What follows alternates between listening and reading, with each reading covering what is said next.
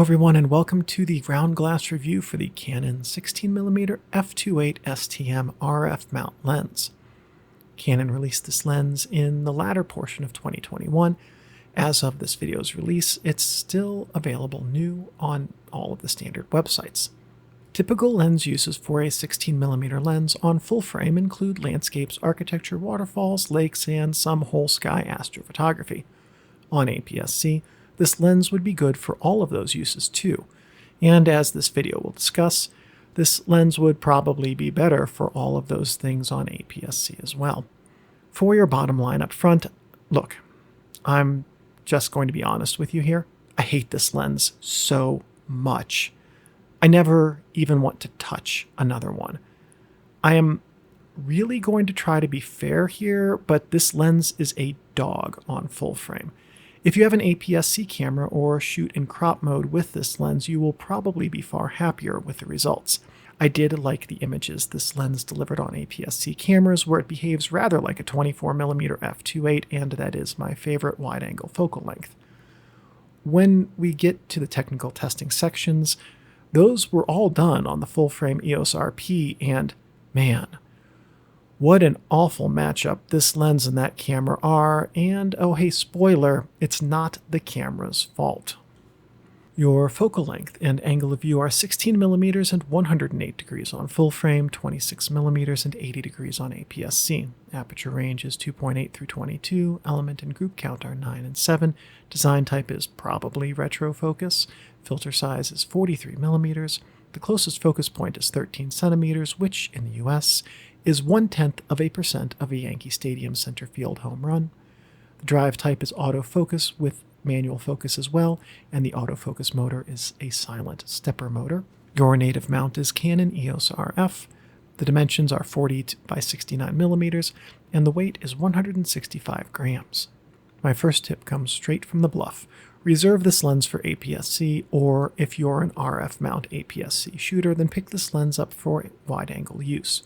It feels like this lens can cover full frame in the same way that a queen flat sheet can cover a king bed.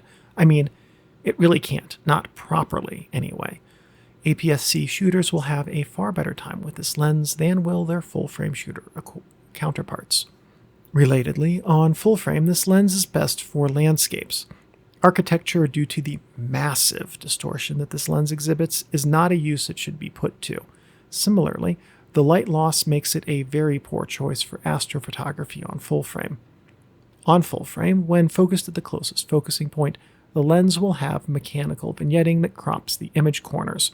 We're going to see this in the light loss section a bit later.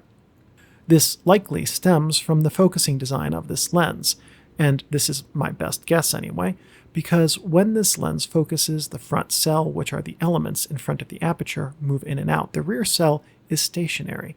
This should have an effect on how the light rays entering the aperture are clipped or not. That's where I suspect the close focus vignette comes from. Distortion is strong, and horizons on full frame or APS-C can take on bows when not placed in the center of your image. Just be mindful of this when composing, especially on full frame, that your straight lines, especially horizons, will bow and in a manner that increases as they near the image periphery. Let's take a look at the dots test chart here. Notice that interference pattern. There are, in sum, 8 of them, and they are arranged in a circle around that part of the image. I've not seen that before in the test chart, and it appears to show field curvature. One noteworthy item, this lens is at the center of the APS-C area, very sharp. That sharpness drops off in the space marked by the circle interference rings, which would back up the notion that those are the way that field curvature manifests on this test. If we jump into the 100% crop in the center, all of that which we just talked about becomes a bit more apparent. Noteworthy here, look at the rows of dots along the top and bottom. This is a very close crop. It's smaller than APS-C, and it shows that distortion will be apparent, quite apparent, on APS-C. Corner performance shows dramatic light loss around each corner, something we will see in stark detail in the light loss section. The light loss also does a good job of masking the coma this lens introduces at the perimeters. In addition, the far dots, and this is hard to see due to the light loss, seem to show that coma is mixed with astigmatism in that region of the image. I was really kind of bummed to see what looks like a retrofocus design here. One of the exciting things about mirrorless cameras is that they should be able to use symmetrical wide-angle lenses. It would be very interesting to see how a lens in the 15 to 18mm range would perform with a symmetrical design. Would it provide even illumination? Oh heck no, but some of the issues with this lens, namely distortion, would be controlled better in a symmetrical design. Breathing is dramatic with close subjects at close focus. However, by 0.35 meters out from the focus point with a close-up subject, breathing is far more constrained. The effect is somewhat reversed on APS-C, which I created by these sample photos here by using the crop of the full-frame images on the EOS RP and crop them down to APS-C image size. Aperture is controlled in third-stop steps on the camera. The front element is non-rotating but does move in and out a bit.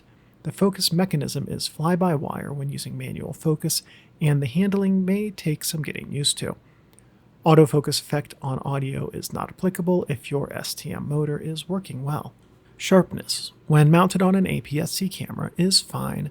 That format hides most of the problems this lens exhibits, and this lens does hold up well on APS-C. Build quality is good. Canon has done a commendable job with designing good build quality into their budget lenses. Contrast is fine, and Canon RAW files created with this lens are receptive to beneficial contrast enhancement. The contrast also helped deliver nicer colors that were true to life and that had good saturation as well. Except in the skies. Those often looked like heated steel instead of the sky. Aperture stars from around f5.6 are fairly understated until f16 when they start to get really good. They peak at f22 and look stunning. Out-of-focus areas are only present at the closest end of the focus range, and they're innocuous, which is the most polite way I can think of to say that they're probably not going to ruin your photos, but no promises there. Distortion is, well, look, I'm not even going to bother overlaying the yellow lines. This performance is abysmal. Light loss is, I want to be nice, but I'm going to let the intrusive thoughts have their section here this time. This performance is embarrassing. Honestly, who greenlit this lens design? I could have sworn, per norm, that I have this lens on manual focus at infinity when I took these photos. But to be fair, I may have actually had it focused at the closest point or left it in autofocus, which would cause it to focus at the closest point, and that would explain this performance. But even then, this really looks like an APS-C lens, and someone at Canon forgot to put that code into the full-frame lens cameras so that they would crop the image. This just...